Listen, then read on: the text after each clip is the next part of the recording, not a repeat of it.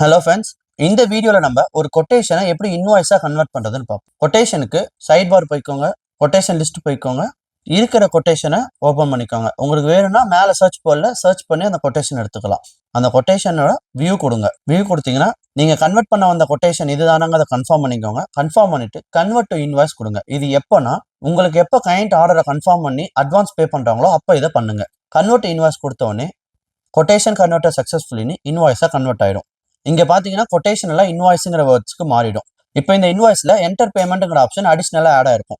இப்போ நீங்க அட்வான்ஸ் வாங்கிட்டீங்க, அந்த அட்வான்ஸ் வாங்கின பேமெண்ட்டை எப்படி என்டர் பண்றதுன்னு சொல்றேன். என்டர் பேமெண்ட் ஆப்ஷன் இருக்கும், அதை செலக்ட் பண்ணுங்க. இந்த என்டர் பேமெண்ட்ல நீங்க என்ன அமௌண்ட் பேமெண்ட் வாங்குறீங்களோ அந்த அமௌண்ட்டை என்டர் பண்ணுங்க. ஃபர்ஸ்ட்ல இருக்கிறது பெண்டிங் அமௌண்ட், இன்னும் பேலன்ஸ் எவ்வளவு அமௌண்ட் இருக்கு அப்படிங்கிறது. இந்த எக்ஸாம்பிள்ல நான் வந்து 20,000 அட்வான்ஸ்னு ஆட் பண்றேன். பேமெண்ட் மெத்தட் கேஷா, ஜிபேவா, இல்லை கிரெடிட், நீங்க டெபிட் கார்டு என்ன வேணா ஆட் பண்ணிக்கலாம். இது வந்து உங்களுடைய செட்டிங்ஸ் பேஜ்ல இருக்கும், நீங்க அதை சேஞ்ச் பண்ணிக்கலாம். இந்த இதுல நான் கேஷ்னு செலக்ட் பண்றேன். என்ன டேட்ல பேமெண்ட் வாங்கினீங்களோ அந்த டேட்டை செலக்ட் பண்ணிக்கோங்க. நோட்ஸ்ல ஏதாவது வேணும்னா நோட்ஸ்ல ஆட் பண்ணிட்டு சேவ் கொடுத்தீங்கன்னா சேவ் ஆயிடும். இது உங்களுக்கு எங்க காமிக்கும்னா கீழே நேரா வந்தீங்கன்னா கீழே பேமெண்ட் ஹிஸ்டரி, அதுல என்ன டேட்ல எவ்வளவு அமௌண்ட் என்ன மெத்தட்ல வாங்கியிருக்கீங்கன்னு காமிக்கும். இது ஃபர்ஸ்ட் அட்வான்ஸ் வாங்கிக்கோங்க. Second advance, third advance, one by ஒன்னா நீங்க இதில் ஆட் பண்ணிக்கிட்டே வாங்க. ஒவ்வொரு தடவை நீங்க ஆட் பண்றப்பையும் என்டர் பேமெண்ட்ல பேலன்ஸ் அமௌண்ட் கம்மியாகிட்டே வரும். இங்க மேல இன்வாய்ஸ் டீடைல்ஸ்ல இன்வாய்ஸ் ஸ்டேட்டஸ்னு இருக்கும்.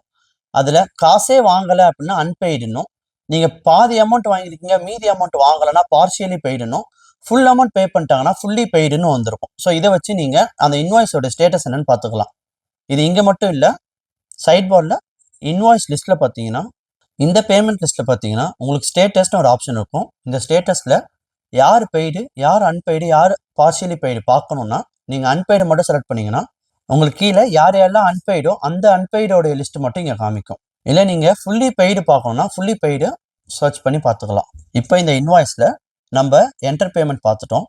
ஸோ இப்போ நீங்கள் ஒவ்வொரு தடவை பேமெண்ட் என்டர் பண்ணதுக்கு அப்புறமும் டவுன்லோட் பிடிஎஃப் கொடுத்தீங்கன்னா டவுன்லோட் பிடிஎஃப்லையும் உங்களுக்கு கீழே பேமெண்ட் ஹிஸ்ட்ரியில் என்ன பேமெண்ட் என்னைக்கு வாங்கியிருக்கீங்க அப்படிங்கிற இன்ஃபர்மேஷன் வந்துடும். ஸோ இதை வேணும்னா நீங்கள் ஒவ்வொரு தடவையும் டவுன்லோட் பண்ணி உங்கள் கிளையண்ட்டுக்கு நீங்கள் சென்ட் பண்ணிக்கலாம். இப்போ என்டர் பேமெண்ட் பார்த்தாச்சு. அடுத்தது எடிட் இன்வாய்ஸ். எடிட் இன்வாய்ஸ் ஏன் கொடுத்துருக்கோம்னா ஃபங்க்ஷனுக்கு ரொம்ப நாளைக்கு முன்னாடியே நம்ம இன்வாய்ஸ் ரெடி பண்ணியிருப்போம். ஸோ நியரிங்ல இருக்கிறப்போ கிளையண்ட் ஏதாவது சேஞ்சஸ் சொன்னாங்கன்னா அந்த சேஞ்சஸை நோட் பண்ணுறதுக்காக தான் இந்த இன்வாய்ஸ் எடிட் கொடுத்துருக்கோம். நீங்கள் ஒரு கொட்டேஷன் எப்படி கிரியேட் பண்ணி எடிட் பண்ணீங்களோ அதே மாதிரி தான் இந்த இன்வாய்ஸும் இருக்கும். இன்வாய்ஸ் எடிட்ல சேம், நீங்க எல்லாத்தையுமே சேஞ்ச் பண்ணிட்டு ஃபைனல் அமௌண்ட் போட்டு சேவ் இன்வாய்ஸ் கொடுத்தீங்கன்னா இன்வாய்ஸ் சேவ் ஆயிடும். நீங்க வியூ இன்வாய்ஸ்ல இன்வாய்ஸை பார்த்துக்கலாம். அடுத்து இருக்குது கேன்சல் ஆர்டர். கிளையண்ட் ஏதோ ஒரு ரீசனுக்காக கேன்சல் பண்றாங்க. அப்ப நீங்க கேன்சல் ஆர்டர்ங்கிறத கொடுத்தீங்கன்னா ஆர்டர் ஏன் கேன்சல் ஆயிருக்குங்க ரீசன் கேட்கும். இது ஏன்னா உங்களுடைய ரெஃபரன்ஸ்க்காக நம்ம கிட்ட வந்த ஆர்டர் ஏன் கேன்சல் ஆயிருக்கு நீங்க ஃபியூச்சர்ல பாக்குறதுக்காக இந்த ஆப்ஷன்ஸ் கொடுத்துருக்கோம்.